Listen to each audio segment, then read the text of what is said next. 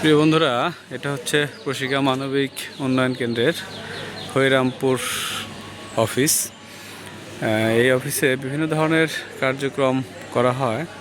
তারই মধ্যে প্রশিকার মধু উৎপাদন একটি কার্যক্রম।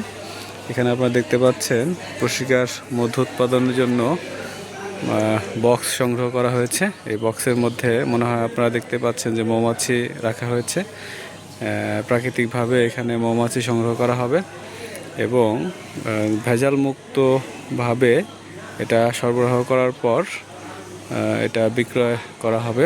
তো আপনারা যারা মধু খুঁজছেন, একদম প্রাকৃতিক এবং ভেজাল মুক্ত মধু পছন্দ করেন, তারা কিন্তু প্রশিকা এই অফিস থেকে এই মধুগুলো সংগ্রহ করতে পারবে।